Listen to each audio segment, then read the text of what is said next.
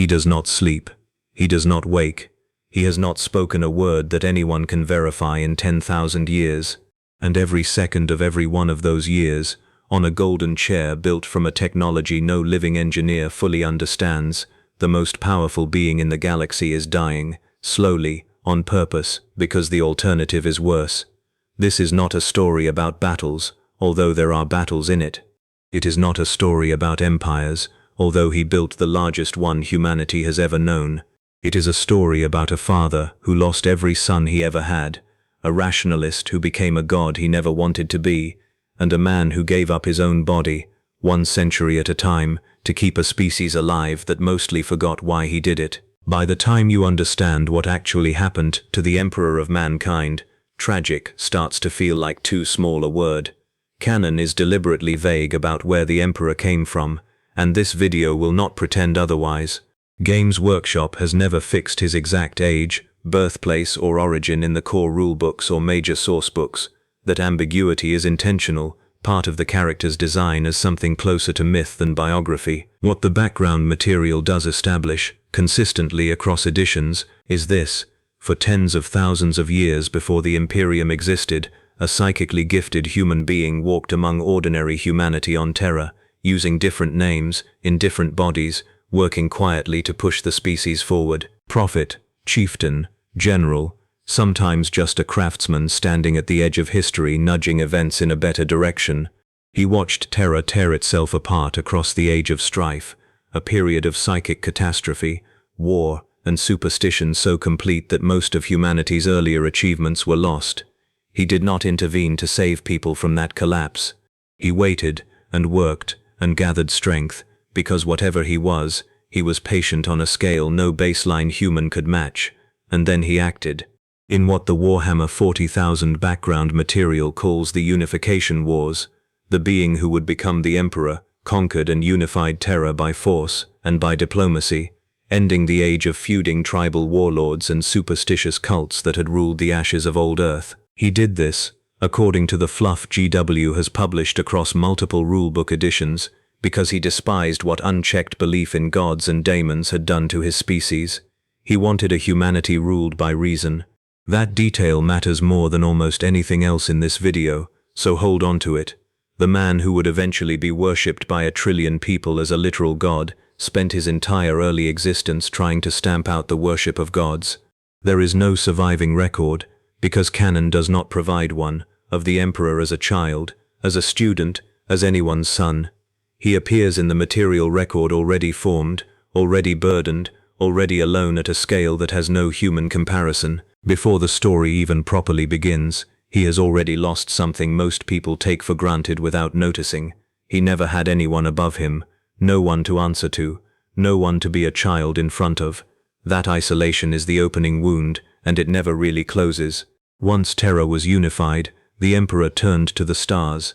Humanity's colonies, scattered across the galaxy in earlier ages of expansion, had been cut off from each other and from Terra for millennia by the Age of Strife. The Emperor's answer was the Great Crusade, a campaign to reunite the human diaspora, planet by planet, under Terran rule.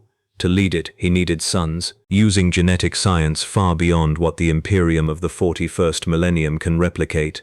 The Emperor created 20 superhuman beings called Primarchs, engineered to be his generals, his heirs, his instruments of conquest and civilization. This is core, foundational lore repeated across editions of the Rulebook and the Horus Heresy series from Forge World. He intended to raise these 20 sons himself, on Terra, and lead the Great Crusade at the head of an army led by his own children. He never got the chance. In an act of interference from the Chaos Gods, the closest thing this setting has to cosmic malevolence, the Primarch's gestation capsules were scattered from Terra and flung across the galaxy before the Emperor could raise a single one of them. This is stated, uncontested background across the Horus Heresy material. The Emperor's sons were taken from him in infancy, and every one of them grew up somewhere else, shaped by worlds, cultures, and hardships their father never witnessed and had no hand in. Sit with what that actually means, stripped of the space opera framing. A father engineered 20 children specifically so he could raise them and know them, and chaos took every single one before he could hold any of them. When the Emperor finally found his sons, as adults, one by one, across a great crusade that in some cases took centuries. He was not meeting children he had lost. He was meeting strangers who happened to share his blood and his purpose, each of them already fully formed by lives he had no part in. Primarchs like Robert Guilliman on McRage, Leman Russ on Fenris, Horus on Chthoniya, worlds that raised his sons for him, in his absence, whether he liked it or not. He got to be a father to none of them as children, he inherited them as generals.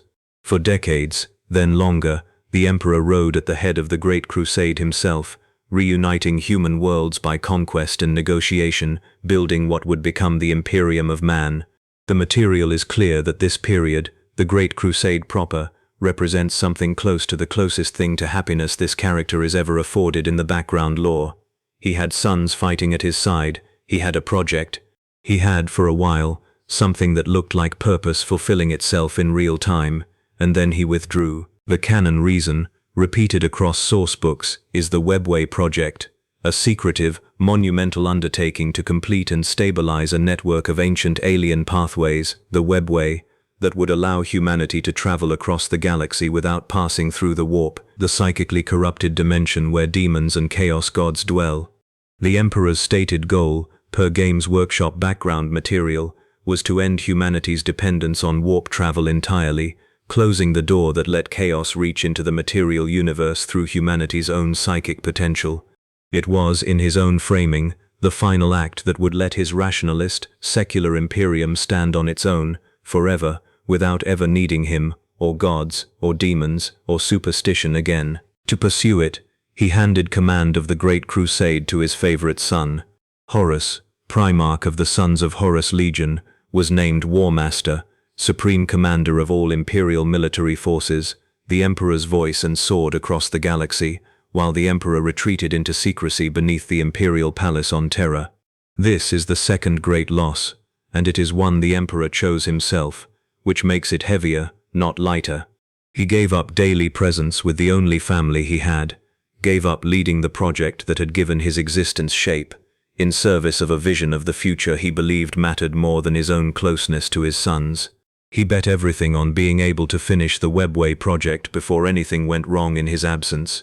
He lost that bet. What happened to Horus is, by consensus across every major sourcebook and the entire Horus Heresy publishing line from Forge World and Black Library, the central catastrophe of the setting. During a campaign on the world of Davin, Horus was gravely wounded, and in the process of his recovery, exposed to the influence of chaos through what the Horus Heresy Book 1, Betrayal, Forge World, 2012, frames as manipulation by corrupted advisors and the so-called Serpent Lodge cults embedded within his own legion's command structure. The exact psychological mechanics of the corruption, what Horus felt, thought, believed in the moment he turned, differ somewhat depending on which Black Library novelization you read, and this video treats those specific character beats as interpretation rather than fixed canon. What is not disputed, what sits in the rulebooks themselves as settled background, is the outcome. Horus, the Emperor's chosen war master, the son entrusted with his father's voice and authority across the entire Imperium, turned against him. He brought roughly half of the Space Marine legions with him into open rebellion. The Horus Heresy had begun. For the Emperor, this is not a battlefield reversal. It is the collapse of the one part of his plan that was supposed to be solid. He had lost his sons once already, to chaos scattering their gestation pods across the stars before he could raise them. Now chaos had reached into the one son he had trusted with everything, the one relationship in the galaxy he had built through choice rather than accident of biology, and turned it into the instrument of his empire's near destruction. Other Primarchs and their legions remained loyal. Guilliman, Russ, Corax, Dawn, and others fought to defend the Imperium their father built. But the heresy also turned brother against brother. At Istvan V, loyalist Space Marines were betrayed and massacred by former brothers acting under Horus's orders, an atrocity this channel has covered in more detail elsewhere and will only reference here, because this video's focus is the Emperor's experience of it, not the battle itself. From Terra, he could only receive the reports. His sons were dying at each other's hands, and the son who had started it had been the one he trusted most. Horus did not stop at rebellion in the outer galaxy. He brought his fleet to Terra itself, to the Imperial Palace, to the heart of the empire the emperor had spent his mythic, uncounted lifespan building. The Siege of Terra, dated in the Horus Heresy series' internal chronology to roughly the year 30,001 to 30,003 of the old imperial calendar, itself an approximation used by Forge World's own timeline material, not a precisely fixed date, is treated across every major source as the endgame of the heresy, a direct assault on the seat of humanity's government, defended by what loyalist forces the emperor still had on Terra, including the Adeptus Custodes and elements of loyal legions that could reach the homeworld in time. The emperor had spent the heresy inside the imperial palace, still working, according to background material, to complete the Webway Project even as his empire burned around him, a detail that is itself devastating, because it means that even while losing everything else, he was still trying to finish the one piece of work he believed would make all of it worth it. Only when Horus's forces breached deep enough into the palace, and it became clear that Terra itself might fall, did the emperor leave his work and personally join the battle. What follows, the duel between the emperor and Horus aboard Horus's flagship, the Vengeful Spirit, is core canon in its outcome and disputed in its exact texture. Every major source agrees on what happened. Father and son fought directly, the emperor slew Horus, and the heresy's rebellion lost its head. Exactly how the fight unfolded, what words, if any, were exchanged, and what the emperor felt in that moment, are questions this video will not answer with false confidence, because the answer differs depending on which novelization, chiefly Black Library's Horus Heresy series by multiple authors across 2006 to 2014 you consult, and those are dramatized retellings, not settled rulebook fact. What is settled, in every source, is the cost. The emperor won, and the wound he took in winning was mortal. Whatever happened in that final confrontation left his body destroyed beyond any medical science available to the Imperium to heal. He did not die. He also, by any ordinary definition, did not live. What the Imperium's engineers and Adeptus Mechanicus tech priests managed to build, in the aftermath of the Siege of Terra, was the Golden Throne, a device that has been described across Games Workshop's own background material, consistently, not as a cure, but as a life support and psychic amplification system, sustaining what remains of the Emperor's consciousness and body, in a state suspended between the two states any of us would recognize as living or dead. This is worth being precise about, because fan retellings sometimes soften it. Canon does not claim the Emperor recovered. Canon states, repeatedly, that the throne keeps him from finally dying, and nothing more. The device itself is a technology the Imperium of 10,000 years later can barely maintain, let alone replicate or improve. Sourcebooks describe the Adeptus Mechanicus performing what amounts to desperate, half-understood maintenance on a machine built in a moment of crisis by minds far more capable than anyone left to service it. And it is not a passive machine. The Golden Throne, per the core rulebook background and multiple codex sourcebooks including Codex Adeptus Custodes, 9th edition 2021, channels the Emperor's own psychic power to sustain the Astronomicon, the massive psychic beacon that every starship in the Imperium relies on to navigate through the warp. Without the Astronomicon, interstellar travel across the Imperium effectively stops. The Emperor is not simply being kept alive. He is being kept alive as an engine, and the fuel is himself. Every day, for 10,000 years, some portion of whatever remains of him has been spent so that ships can find their way between stars. That is not metaphor. That is the stated in-universe mechanism. His survival and his usefulness were fused into the same act, and neither one has ever stopped. Here is where the tragedy turns from loss into irony, and the irony is the part that GW's own writers have leaned into for decades. The man who unified Terra specifically because he wanted to end superstitious worship of false gods, the rationalist who spent his mythic lifetime trying to build a humanity governed by reason rather than religion, that man, once interred on the Golden Throne and unable to speak for himself, became the object of the largest religion humanity has ever produced. The imperial cult, formalized generations after the Emperor's interment and administered by the Adeptus Ministorum, the ecclesiarchy, declares him the God Emperor of mankind, a literal deity, worshipped across 1 trillion worlds, invoked in prayer before battle, painted on banners, sung about in liturgies, feared and adored in roughly equal measure.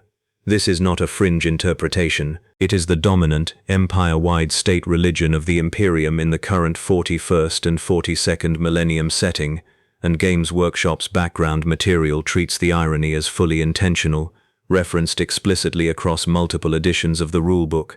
The emperor who despised gods became one against everything he tried to build. He cannot correct this, he cannot speak, cannot issue a proclamation, cannot walk into a ministorum cathedral and say this was never what I wanted. The being who once physically walked among his people in disguise, teaching them to reason their way out of superstition, is now silent on a chair while an empire in his name burns heretics for doubting his divinity, a divinity he explicitly rejected as a doctrine when he still had a voice to reject it with. If there is a single image at the center of this video, this is it. A father who cannot speak, watching, if he is even capable of watching, which is itself disputed, his life's actual purpose get buried under a religion built entirely on misunderstanding him. The Imperium the Emperor built to be rational, expansionist, and secular did not become that Imperium. Across the 10,000 years since his interment, background material across nearly every Warhammer 40,000 sourcebook describes an empire that calcified, xenophobic where the Emperor's own Great Crusade had, at times, been willing to negotiate, stagnant in its technology, worshipping half-understood machines through the ritualized dogma of the Adeptus Mechanicus rather than advancing them, in a stark reversal of a project literally started to advance humanity's capability, and governed increasingly by fear, faith, and bureaucratic inertia, rather than the reasoned administration he had once tried to model himself. None of this is stated in the material as something the Emperor wanted, endorsed, or would recognize as success. It is stated, repeatedly, as drift, the inevitable consequence of an empire that lost its founder's voice at the exact moment it needed it most, and filled the silence with dogma because dogma was easier than reason. He built an imperium to outlive superstition. What outlived him instead was an imperium built on it. There is no scene in any core sourcebook of the Emperor being consulted about any of this. There does not need to be. The tragedy is structural. He is present, in some form, for every year of what his empire has become, and absent from every decision that shaped it. Around him, largely unchanged across those 10,000 years, stand the Adeptus Custodes, his personal bodyguard, described in Codex Adeptus Custodes as effectively ageless, genetically and surgically enhanced far beyond even ordinary space marines, created specifically to never leave his side.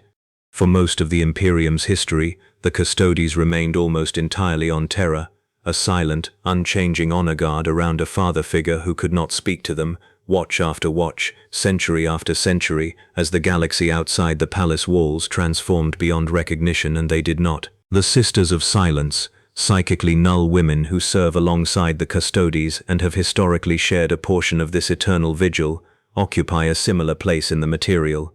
Witnesses who cannot even be affected by whatever psychic presence the Emperor still projects, standing guard over someone they can never fully perceive.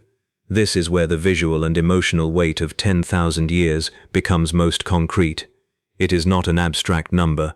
It is measured, in the background material, in individual beings who have stood in that same chamber, watching the same unmoving figure, for a span of time longer than most human civilizations have existed in our own history. Nothing about that vigil has an ending built into it. It simply continues, because the alternative, the throne failing, the Astronomicon going dark, the Imperium losing its only means of interstellar navigation all at once, is treated across the fiction as close to an extinction event. Canon does not give a clean answer to the most obvious question this video can ask, and it should not pretend otherwise. Is the Emperor still, in any meaningful sense, present? Various sourcebooks and novels across different eras of Games Workshop's own publishing have offered contradictory framings, some implying flickers of awareness, communication through psychically sensitive individuals, or influence exerted in dreams and visions, others emphasizing that what remains may be closer to a vast, directionless psychic furnace than a mind. This video treats that question as canonically unresolved, because it is, and flags any specific claim of the Emperor's continued awareness, including scenes in various Black Library novels where characters believe they have spoken with him, as disputed rather than settled fact. What is not disputed is the structural cruelty of the uncertainty itself. If he is aware, then he has spent 10,000 years as a prisoner inside his own body, watching everything he built drift from its purpose, unable to intervene, unable even to comfort the guards who have given their unaging lives to protect him. If he is not aware, if what remains truly is closer to a mechanism than a mind, then something that was once, definitively, a person with sons and a purpose and a plan to save his species from religious superstition has been reduced to an engine that keeps the lights on for an empire that worships the wreckage of him and never asks what he actually wanted. Neither answer is comforting. That may be the most honest thing this video can say about him. Ancient tragedy, the kind the word originally described, is not simply a story where bad things happen to someone. It is a story where a person's own defining strength becomes the exact mechanism of their downfall. The Emperor's strength was always his refusal to let sentiment slow down a plan he believed was necessary for humanity's survival. He withdrew from his sons to finish the Webway Project because the project mattered more than his presence. He handed total military authority to the son he trusted most because trust, to him, was a rational allocation of power, not a risk to be hedged. He built an empire on reason because he believed reason, properly applied, could outcompete every god and diamond that had ever preyed on a frightened, superstitious species. Every one of those decisions was defensible. Every one of those decisions also produced exactly the loss it was meant to prevent. The withdrawal that was supposed to secure his legacy left him unable to stop the one betrayal that nearly destroyed it. The trust that was supposed to be his greatest strategic asset became, in Horus, the instrument of the galaxy's worst civil war. The rationalism that was supposed to end humanity's dependence on superstition produced, after his silence, the largest religious dogma humanity has ever built, with him as its unwilling idol. He did not lose because he was weak, or careless, or wrong about what mattered. He lost specifically because he was consistent, and the galaxy he was fighting for was not built to reward consistency. That is the shape of the tragedy, and it is why heartbreaking undersells it. Heartbreak implies an ending. This has no ending. It has 10,000 years, and counting, of a father sitting in the wreckage of every choice he made for the right reasons, unable to explain any of it to the empire that worships him without understanding a single one of them. For most of the 10,000 years, the Emperor's surviving loyal sons were scattered across the galaxy, fighting an unending war on 1,000 fronts, none of them anywhere near Terra, none of them able to do anything for their father beyond continuing the war he could no longer direct. That changed, in relatively recent in-universe terms, with the return of Robout Guilliman, Primarch of the Ultramarines, described across Games Workshop's Indomitus-era background material, the 9th edition core rulebook, and Codex Space Marines, 2020, as having been mortally wounded during the Horus Heresy and placed in a form of stasis for millennia before being revived shortly before the coming of the Great Rift, the galaxy-spanning warp storm that split the Imperium in two. Guilliman's return matters to this story for a specific reason. He is, per the background material, one of the very few beings who can enter the Emperor's presence on the throne and claim any kind of communication with what remains of him, and even that claim is treated in the fiction as ambiguous, filtered through psychic impressions rather than conversation. Guilliman is shown across sourcebooks kneeling before his father, seeking guidance, and receiving, at best, fragments.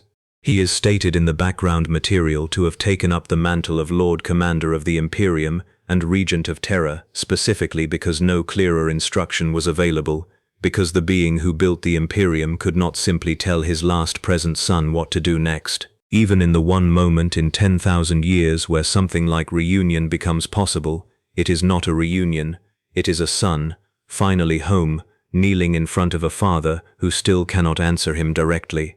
If anything, this is presented across the fiction as sharpening the tragedy rather than resolving it. Proof that even now, even with a loyal son finally at his side after millennia, the silence has not broken. It is worth being specific, one more time, about what 10,000 years is actually made of, because the number is large enough that it stops meaning anything unless it is grounded. It is not one long, uninterrupted vigil in the way a human year might feel long. It is layered, generation after generation of Adeptus Custodes and Sisters of Silence rotating through watches inside the throne room, most of them, per Codex Adeptus Custodes, serving for centuries at a stretch due to their engineered longevity, meaning individual guards have personally stood in that chamber for spans of time longer than most nations in real human history have existed, watching nothing change. Outside the palace, across those same 10,000 years, entire imperial dynasties have risen and fallen, entire alien empires have been born and destroyed.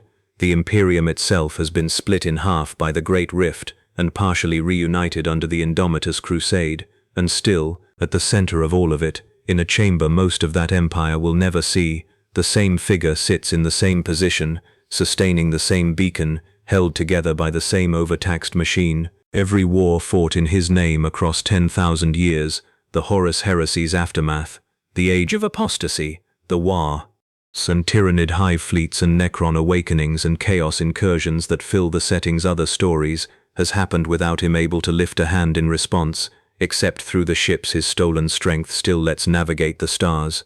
Somewhere beneath the Imperial Palace on Terra, in a chamber few living beings have ever entered and fewer still have ever left unchanged, a chair built from technology no one alive fully understands is still running. It has been running for 10,000 years. It will keep running for as long as the Adeptus Mechanicus can keep it running, because the day it stops is the day the Astronomicon goes dark, and the Imperium of Man stops being able to find its way between the stars at all. Whatever is inside that chair once walked among his own people in disguise because he could not bear what superstition had done to them. He once had 20 sons he never got to raise.